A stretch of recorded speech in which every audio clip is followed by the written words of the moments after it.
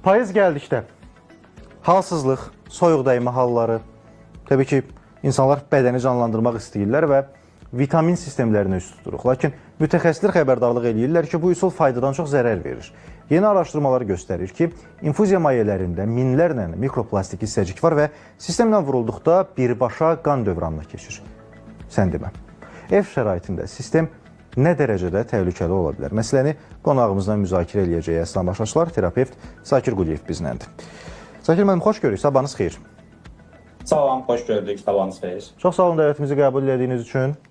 İndi təbii ki, hər birimiz əslində evdə sistem köçürməyi bacaran adam varsa köçürür. Yəni, müxtəlif bir vitamin kompleksləridir, birləşdiririk, qarışdırırıq bir-birinə, bunu bir şəkildə bədənimizə daxil edirik. Digər tərəfdən evdə bunu bacaran yoxdursa, aptekdə kiməsə 5 manat, 10 manat verirsən, gəlir bunu eləyir. Yəni, sistem bu cür eləyirik adətən. Burada təhlükələr nələrdir? Belə eləməyimiz doğru deyilmi? Belə çıxır. Bunu deyim mən.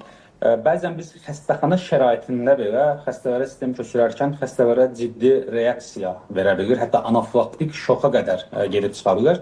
Bəzən biz dediyimiz kimi xəstəxana şəraitində belə biz bununla mübarizə aparmaqda çətinlik çəkirik, hətta bəzi hallarda isə bunun qarşısı alınmır və xəstədə anafilaktik şokdan ölüm halları baş verir.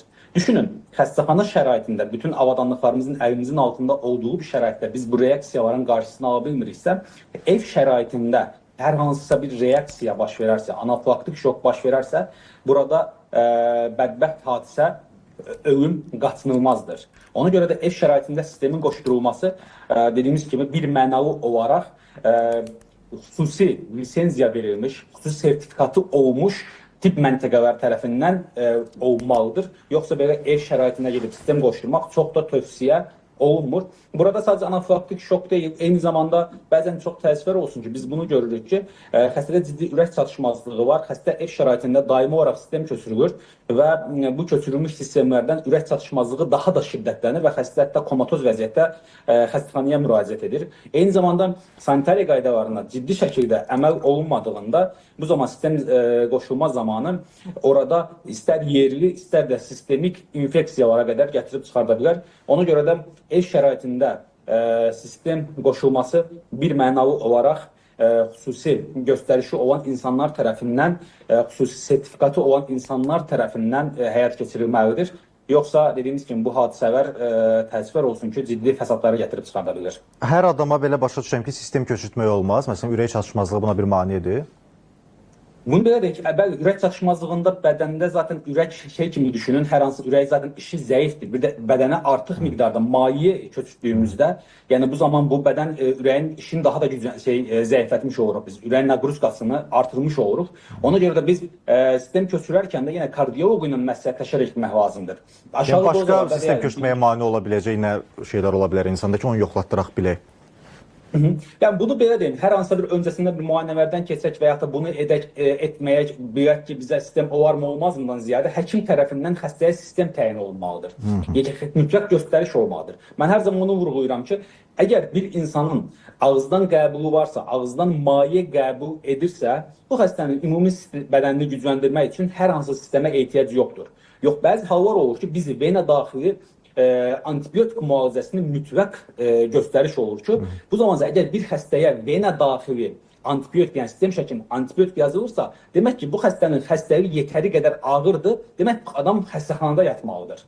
Yox, əgər xəstənin ev şəraitində müalicəsi olunursa, demək ki, bu xəstə yüngül xəstədir və tabletkalarla idarə etmək olar. Sakir müəllim, təəssürat budur ki, yəni iynə vuranda, sistem köçürəndə daha effektivdir, yəni. Bunun bir də plasebo təsiri var. İnsanlar psixolojik olaraq belə düşünürlər. Amma günümüzdə misal üçün pnevmoniya vardı belə. Artıq dünya protokolları bunu deyir ki, pnevmoniya çox ciddi səviyyədə pnevmoniya deyilsə, xüsusi göstəriş yoxsa, pnevmoniyanı belə deyirlər ki, aşağı təsirli antibiotiklərin, tabletkalarını idarə edə bilərik. Amma biz bunu düşünürük ki, bizdə hər hansı bir xəstəliyimiz varsa, soyuqlamamız varsa, və yaxud da dediyimiz kimi qrip olmuşuqsa, boğazımız ağrıyırsa birbaşa sistemlərə hətta antibiotiklərə müraciət edir, həkim nəzarəti olmadan. Yəni bunlar da dediyimiz kimi nə olur? Bir müddətdən sonra bəzən biz bunu görürük ki, insanlar deyir ki, mən bir həftə 10 günlük qripim sağalmır. Niyə? Çünki biz araşdırdığımızda görürük ki, bu adam xəstəliyin ilk başlarında virus mənşəli xəstəliyi olmasına baxmayaraq antibiotik istifadə edərək xəstəliyini daha da uzadır.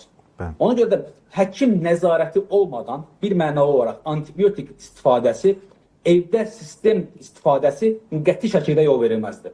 Vitamin yazmaqla bağlı. Əslində təbii ki, bu da müəyyən bir qan dəyərləri və s. əsasında qəbul edilməli olan bir şeydir, amma mən bir ümumi olaraq bu sualı qoymaq mümkün. Çünki hər kəsin düşüncəsini mən burada təqdim eləməliyəm ki, o düşüncənin bir cavabını da ala bilək. Çox vaxt düşüncə budur. İndi vitamindir də, bunun çoxunun nə ziyanı ola bilər ki, xeyri olar, ziyanı olmaz kimi. Hər bir vitaminin çatışmazlığı qədər vitamindən həddindən artıq bədəndə olması da ciddi zərərlərə gətirib çıxarda bilər. Biz bunu tez-tez çox təəssüflər olsun ki, vitamin D intoksikasiyalarına görürük. Yəni vitamin D-nin bədəndə həddindən artıq olmasına görürük ki, vətəndaş gedir aptekdən dərman vitamin D-ni alır, yüksək dozalarda uzun müddət istifadə edir. Bu da bizim qarşımıza vitamin D zəhərlənməsi ilə gəlir. Yəni vətəndaşlarımız bunu düşünməsinlər ki, xəstələrimiz bunu düşünməsin ki, vitaminin çoxluğu bədən üçün faydalıdır. Bədəndə çatışmazlığı olan vitaminin qəbulu bizim üçün faydalıdır. Yoxdur, bədənimizdə yetəri səviyyədə olan və yaxud həddindən artıq olan bir vitamini kənardan qəbul etmək artıq bu zəhərlənmə səviyyəsinə gəlib çıxa bilər ki, ona görə də hər bir şeyin çatışmazlığı qədər onun bədəndə həddindən artıq çox olması da zərərlidir. Bir də Zakir müəllim, burada belə bir cümlə var. İnfuziya mayelərində minlərlə mikroplastik hissəcik var deyilir və bu sistemlə vurulduqda birbaşa qan dövranına keçir. Bu fikir barədə bir şərhinizi almaq istəyərdim və əgər belədirsə, belə çıxır ki, onsuz da bütün köçürdüyümüz sistemlər, yəni bu belə desək, plastik qablaşmadan və s. keçir də onsuz da.